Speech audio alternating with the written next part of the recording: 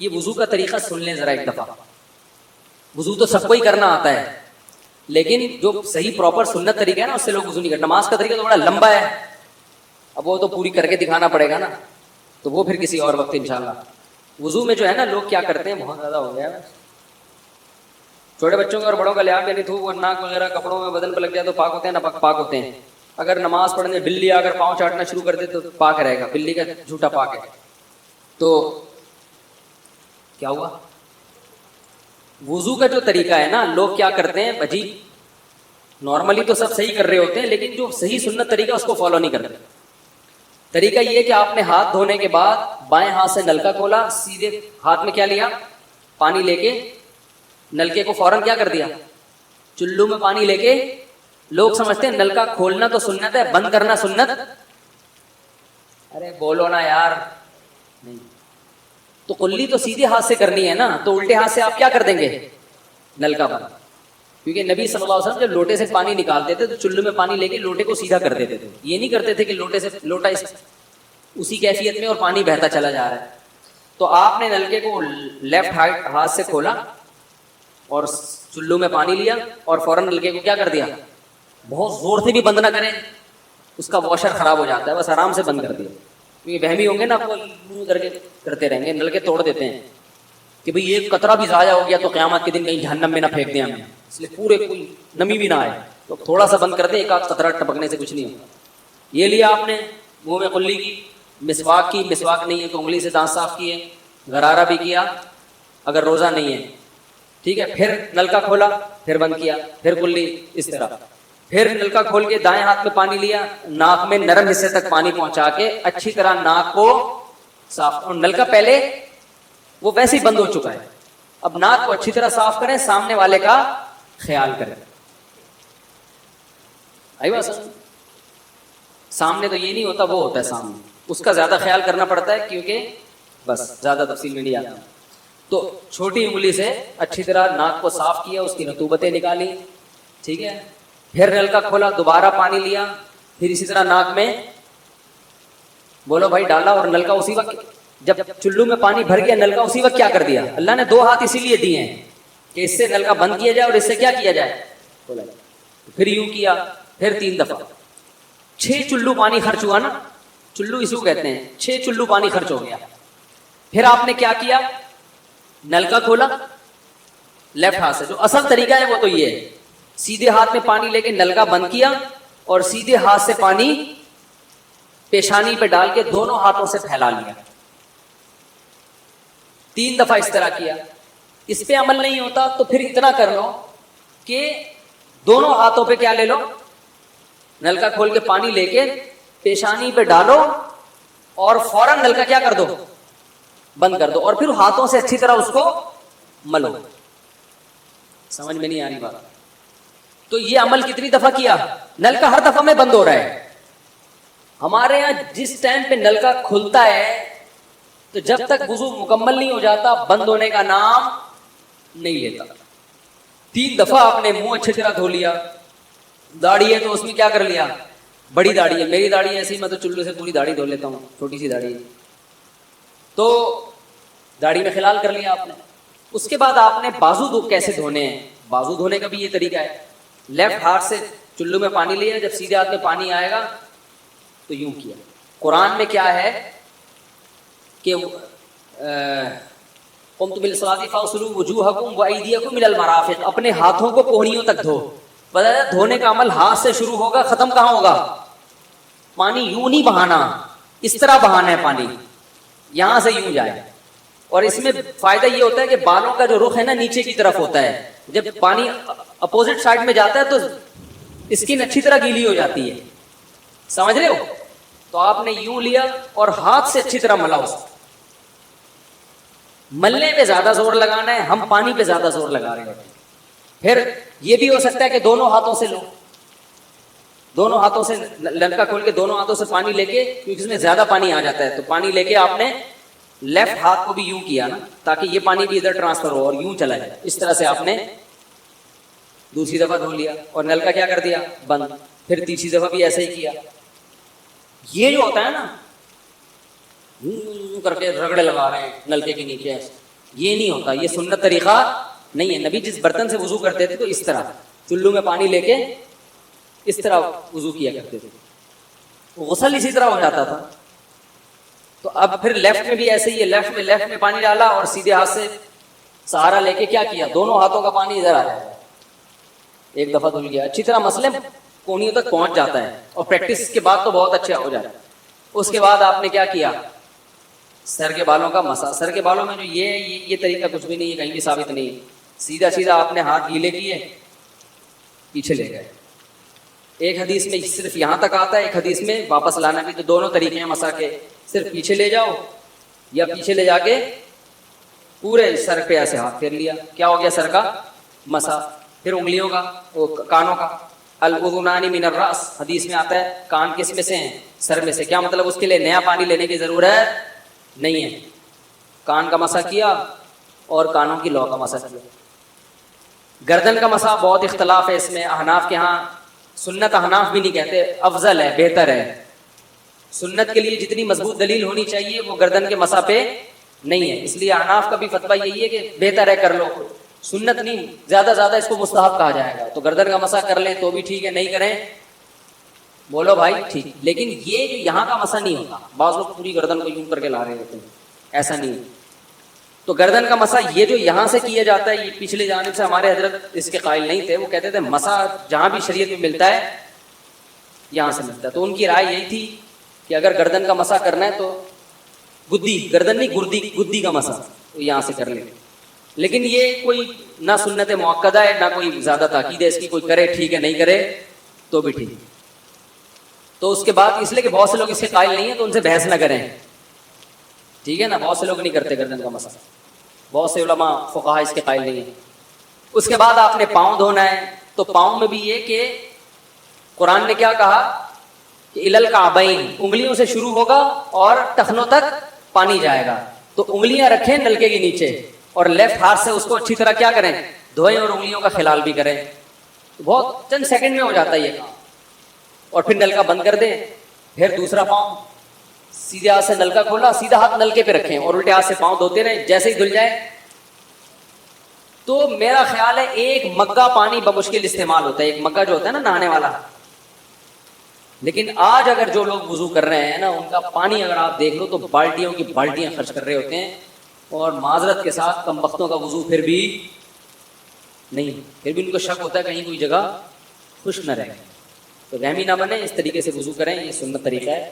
اور قرآن میں بیان بھی یہی کیا کہ یہاں سے شروع کرو یہاں تک لے کے جاؤ. اچھا بھائی,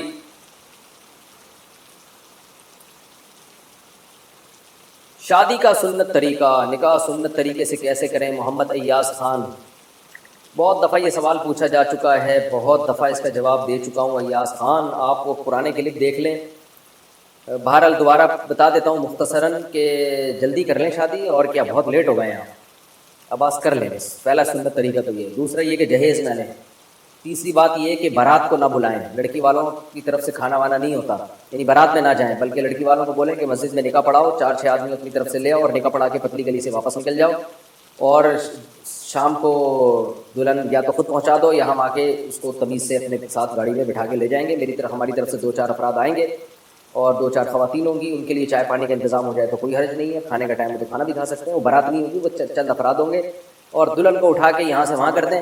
تو یہ خود چلے جائیں, بہتر ہے رخصتی کے لیے. نہیں تو آپ کو پھر ہوم ڈلیوری کے پیسے دینے پڑیں گے, دلہن کو وہ گھر پہنچائیں گے, اس کے الگ چارجز لیتے ہیں آج کے لڑکی والے, سنا ہے اللہ عالم. تو اس لیے تمیز سے اس طرح آسانی کے ساتھ شادی کر لیں. اور جب رخصتی ہو جائے تو اگلے دن آپ ولیمہ کر لیں, اور ولیمے میں سب کو بلائیں. آپ کو جتنی اللہ نے گنجائش دی اس حساب سے پبلک کو کھانا کھلائیں. آپ مردوں کے لیے الگ انتظام کریں, لیڈیز کے لیے الگ انتظام کریں. زنانیوں کو مردانہ میں نہ گھسنے دیں, مردانوں کو زنانے میں نہ گھسنے دیں. تو یہ بےہودگی کی بات ہے, اور اس میں میوزک موسیقی وغیرہ کا انتظام نہ ہو. تمیز سے کھانا ہو اور لوگوں کو جو ہے وہ آپ بتا دیں بھائی یہ والا تمبو ان لوگوں کا ہے, یا ہال میں کر لیں جیسے آپ کو آسانی لگے. تو اس طرح ہو جائے گا نکاح آرام سے. جہیز نہ لیں آپ, جہیز نہیں لیں گے تو وہ جو اس کا طریقہ کیا ہے وہ میں پہلے بتاتا ہوں. کہ آپ جو رخصتی کے لیے بیگم کو جہاں لے کر آئیں گے اس کمرے کو پہلے سے آپ ڈیکوریٹ کر دیں, اس میں فرنیچر لا کے ڈال دیں, صوفے لا کے ڈال دیں, ڈبل بیڈ ڈال دیں, الماریاں ڈال دیں. بتا دیں لڑکی والوں کو کہاں یہاں جگہ ہی نہیں ہے, صوفے رکھو گے کہاں پہ, تو جہیز کی جگہ نہیں ہمارے گھر میں, ایکسکیوز می, آپ ان کو یوں کہہ دیں. تو انشاءاللہ وہ جہیز بھی نہیں دیں گے پھر. اور ان سے وہ پھر بھی دے رہے ہو تو بولے بھائی پھر گلی میں رکھوا دو ٹرک لا کے، ہمارے گھر میں تو جگہ نہیں ہے، تو جب یہ پرانا ہو جائے گا تو پھر ہم یہ آپ کا والا بھی رکھ لیں گے اس میں۔ تو اس طرح سادگی کے ساتھ شادی ہو سکتی ہے اگر آپ کرنے والے ہوں، تو امید ہے انشاءاللہ اب آپ کی شادی ہو جائے گی۔ اچھا بھائی،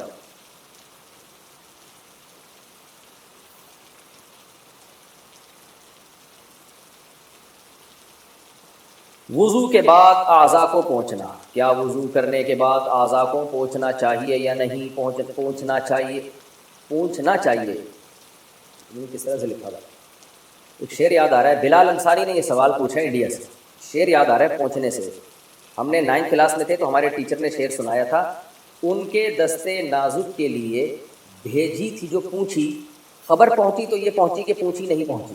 اس کو شاعر نے کہا ان کے دستے نازک کے لیے بھیجی تھی جو پوچھی، خبر پہنچی تو یہ پہنچی کہ پوچھی نہیں پہنچی۔ یعنی شاعر بیچارہ جل رہا ہے، کڑ رہا ہے، تو سوچو یعنی اس زمانے میں رومال نہ پہنچنے پر اتنی تکلیف ہوا کرتی تھی، اور محبوبہ تک رومال پہنچانا بہت مشکل ہوتا تھا۔ آج تو بندہ آرام سے پہنچ جاتا ہے محبوبہ تک، تو اس زمانے میں اتنے فاصلے تھے کہ محبوبہ کو آپ رومال پہنچانا آپ کے لیے مشکل تھا، تو لو لیٹر کون پہنچائے گا اور خود کیسے پہنچے گا؟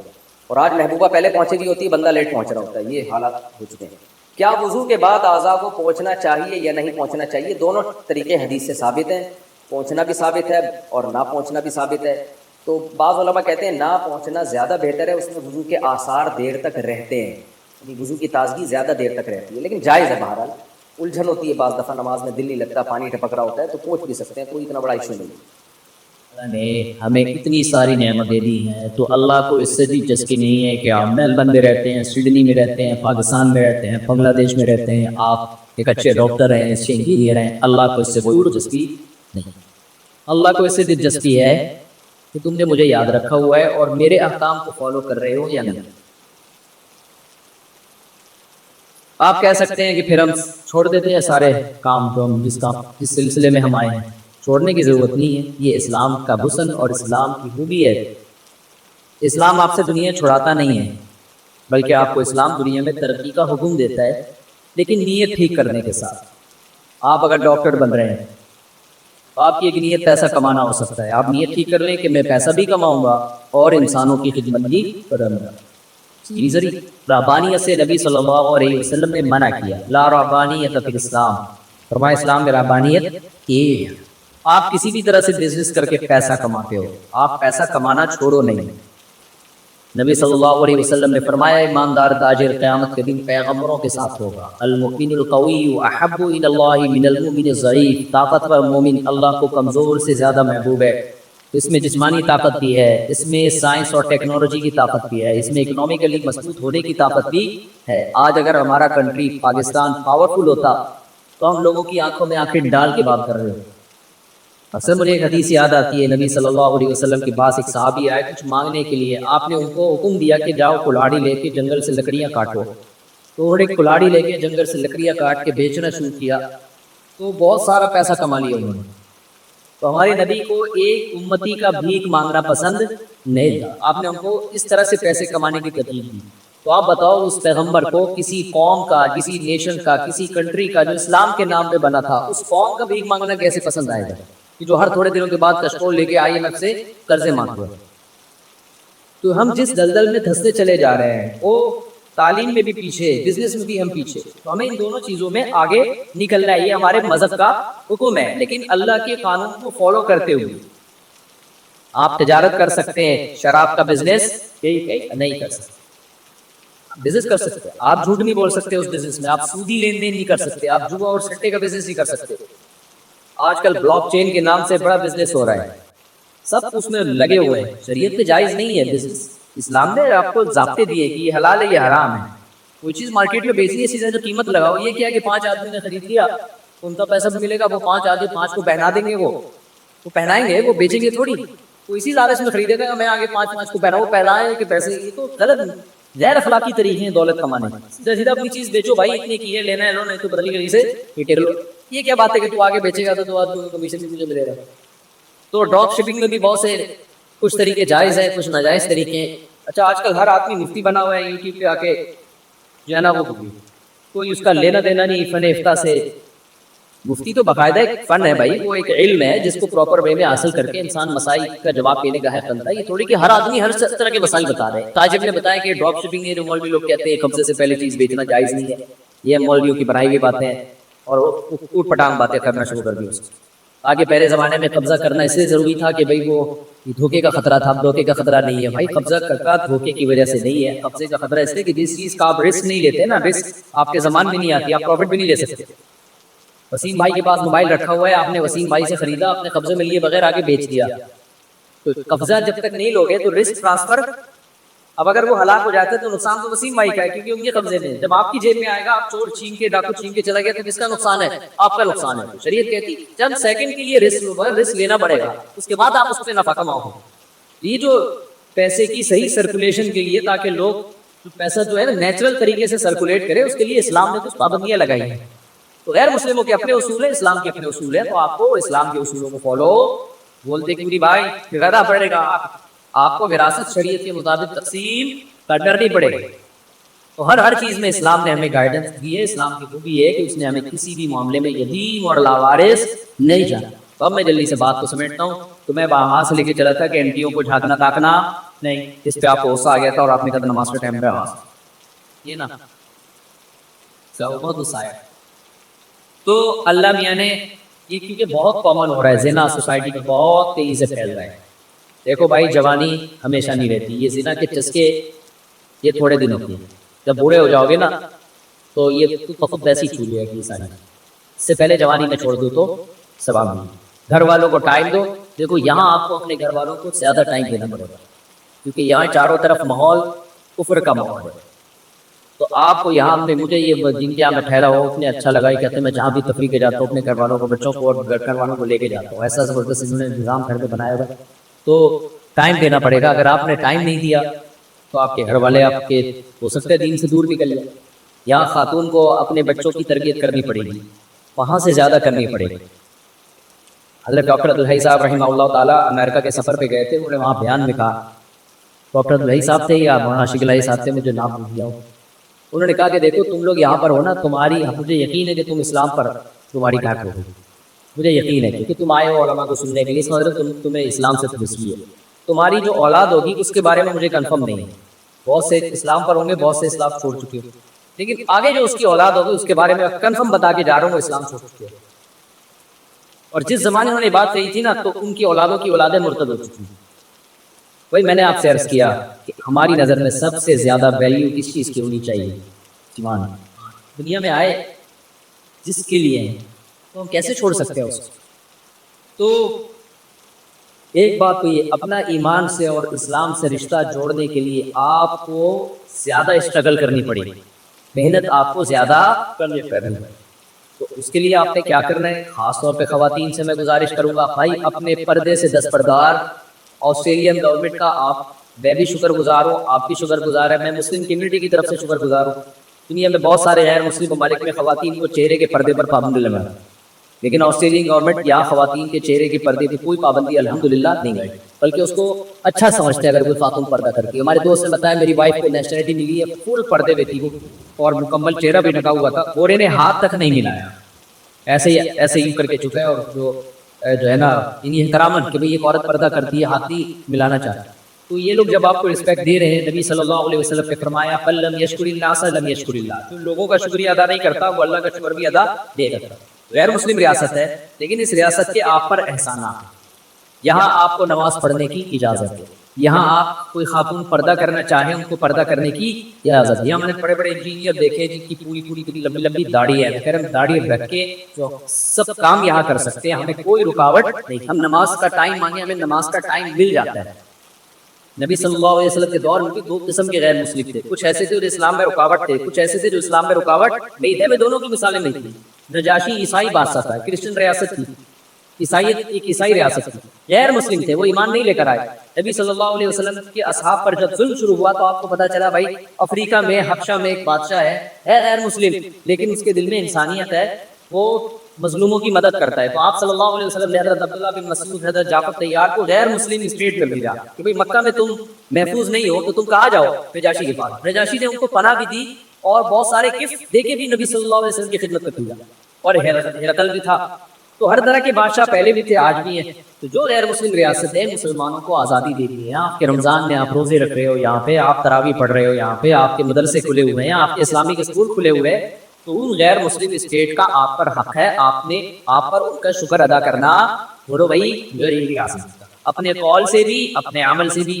قول سے شکر یہ ہے کہ آپ اس اسٹیٹ کے خلاف بیان نہیں بولو، اسٹیٹ کے اگینسٹ میں جائیں، کسی بھی طرح کی جو ہے نا وہ کوئی ایسی بات نہ کریں جس سے اسٹیٹ کو یہ لگے کہ مسلمان ہمارے اگینسٹ. دوسرا اپنے عمل سے بھی، عمل سے کیسے لا کو فالو کرنا ہے. آپ سمجھا پا رہا ہوں بھائی؟ بالکل یہ قانون کو فالو کر کے بتانے میں ایک اچھے شہر ہیں.